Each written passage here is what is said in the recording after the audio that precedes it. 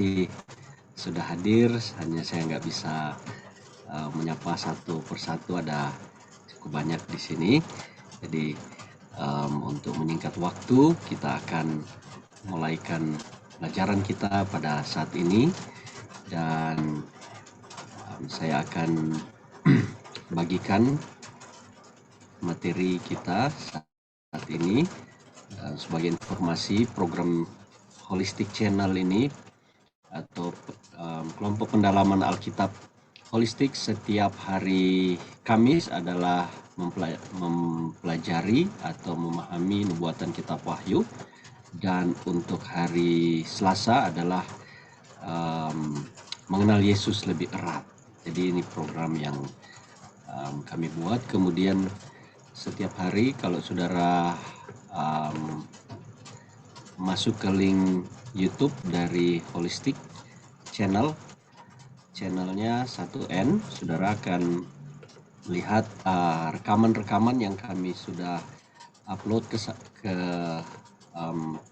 channel kami untuk seminar-seminar yang kami adakan, baik seminar Wahyu maupun mengenal Yesus lebih erat dari kitab Sinoptik Injil, ajaran Yesus dan kehidupan Yesus. Kemudian ada khotbah-khotbah singkat yang dengan judul Nah Itu Dia, ya, kurang lebih 60 detik khotbah motivasi. Jadi saudara boleh cek di YouTube, ya, boleh subscribe dan like dan boleh share juga untuk pelayanan di Holistic Channel Bandung. Baik, kita sudah masuk ke pembahasan 7 jemaat, dan nanti kita akan lihat jemaat apa malam hari ini. Terima kasih Saudara Johan yang sudah membuka acara dan berdoa, ya, Pendeta Hari Depan Johan. Baik, mari saya undang sekali lagi, kita berdoa. Mari kita berdoa. Bapa di sorga, hamba-Mu siap untuk menyampaikan sabda-Mu. Kiranya Roh Kudus-Mu akan menuntun hamba untuk menyampaikan pekabaran ini. Biarlah bukan karena kuat kuasa pikiran hamba, tetapi karena kuasa Tuhan, kuasa Roh Kudus, sehingga ini boleh memberkati dan kami boleh memahami pekabaran firman-Mu untuk kerohanian kami, dan mempersiapkan diri kami bagi masa kesudahan dunia yang kami sudah lihat di depan mata kami, tanda-tanda kedatangan Tuhan, dan pada waktu Yesus datang kami siap bertemu dengan Yesus. Terima kasih Tuhan, inilah kerinduan kami. Berbicaralah kepada kami, kami sudah siap mendengarnya. Di dalam nama Yesus kami berdoa. Amin.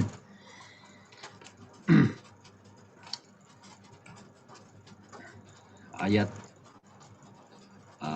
tema kita untuk 7 jemaat di dalam Wahyu pasal 1 ayat 11, ya.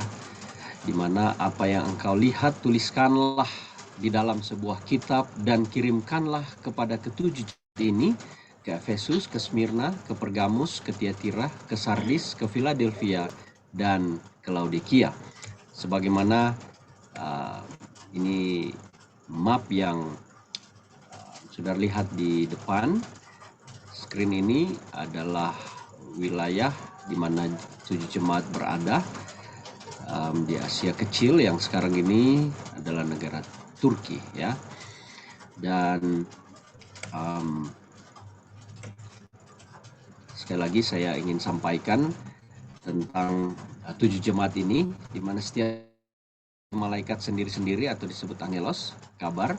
Kemudian ada karakteristik dari setiap jemaat itu, yaitu yang pertama terdapat gambaran tentang sikap Allah atau apa yang Allah lakukan, ya. Kedua, ada ciri-ciri khusus yang Allah tahu dan Dia jelaskan karena Dia Maha tahu dan Dia terlibat di sana. Kemudian yang ketiga, terdapat teguran atau celaan. Itu sebabnya disuruh bertobat, kecuali terhadap jemaat Smyrna dan Philadelphia.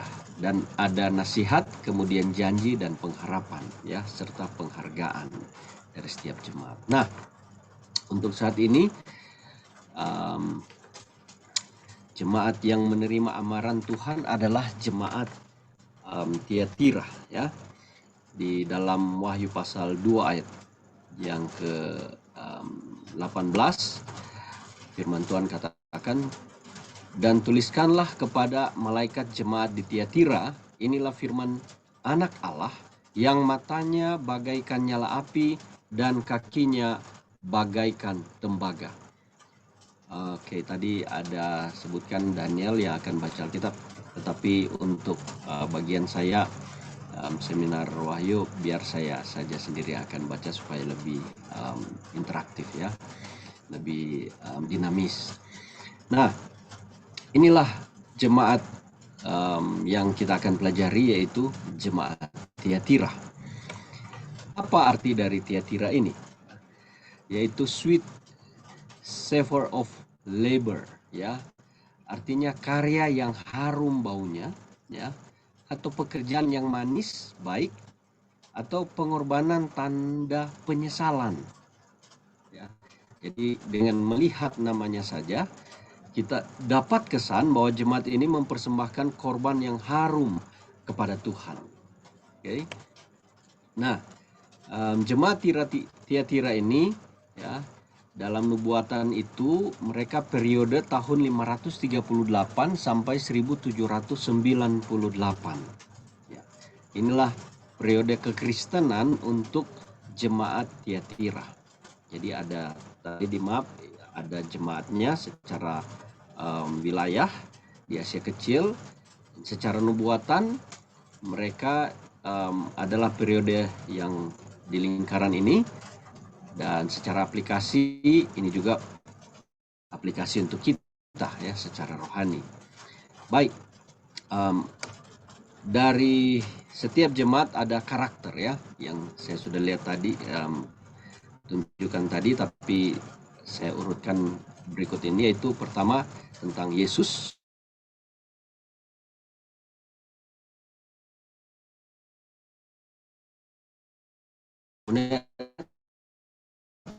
Ya, kepada jemaat dan janji Yesus kepada jemaat. Ya, inilah karakter dari jemaat Tiatira ini. Nah, yang bagian pertama yaitu tentang Yesus ya. Di dalam ayat 18 dikatakan, dan tuliskanlah kepada malaikat jemaat di Tiatira, inilah firman Anak Allah.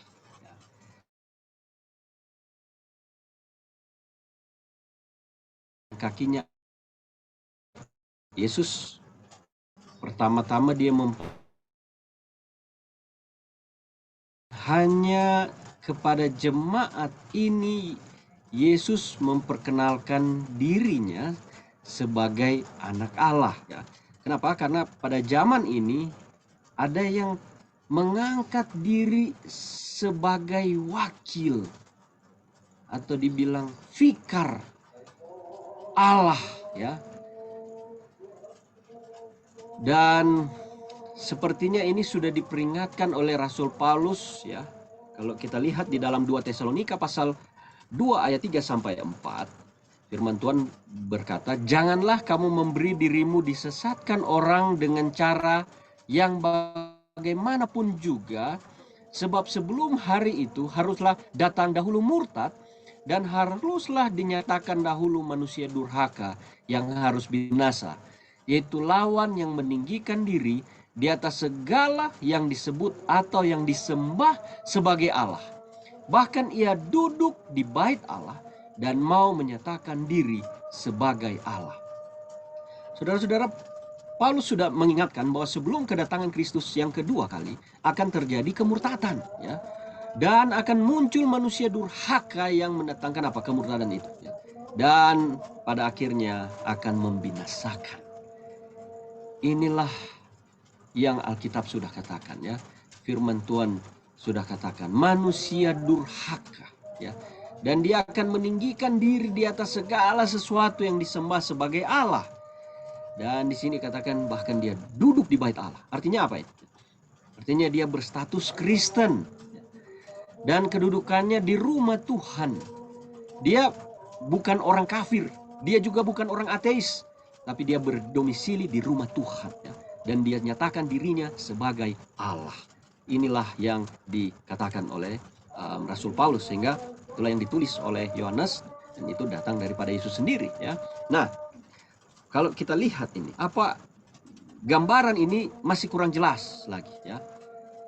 Dan kalau kita perhatikan, yang paling cocok, ya, untuk mengisi gambaran ini, ya, yang duduk di rumah Tuhan dan yang menyatakan dirinya sebagai Allah, ya,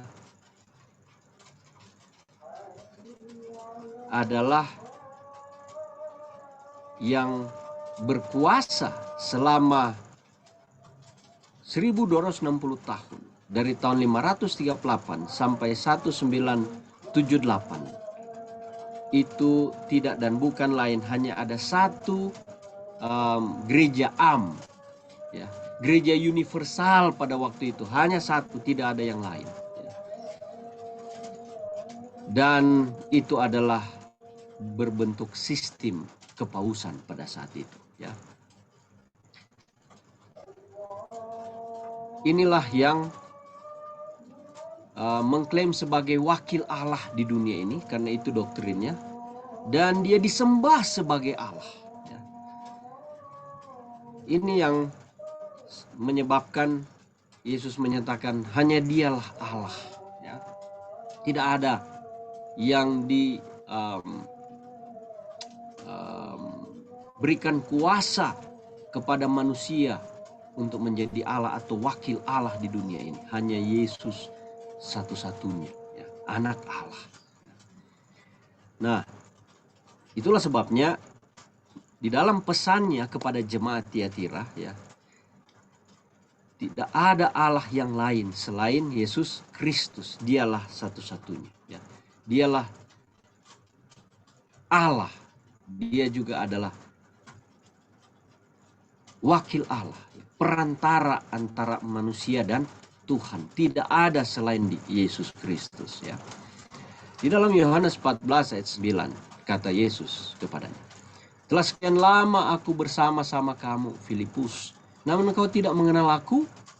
Dan ini yang saya katakan, barang siapa telah melihat aku, ia telah melihat Bapa. Bagaimana engkau berkata, tunjukkanlah Bapa itu kepada kami? Saudara perhatikan itu, ya. Jadi hanya Yesus, hanya melalui Yesus orang dapat melihat Allah, ya. Tidak ada manusia yang lain yang boleh mengaku Allah, ataupun pemimpin agama yang mengaku wakil Allah, vikar Allah di dunia ini, saudara-saudara. 1 Timotius 2 ayat 5 dikatakan, karena Allah itu esa, dan esa pula dia yang menjadi pengantara antara Allah dan manusia, yaitu manusia Kristus. Puji Tuhan, ya. Jelas di dalam Alkitab, ya. Hanya Yesus satu-satunya wakil Allah di dunia ini, ya. Pengantara antara Allah dan manusia. Tidak ada makhluk lain yang menjadi perantara, ya. Hanya Yesus satu-satunya. Nah, di dalam periode tersebut, ya, kepausan mencoba untuk menggeser posisi Kristus sebagai wakil Allah, dan dia tempatkan dirinya adalah wakil Allah di atas di langit, wakil Allah di bumi, dan wakil Allah di bawah bumi. Itulah disebut Vicarius Filii, ya, yang berada di topi kemegahan kepausan yang bundar, ya, yang ada 3 tingkatan.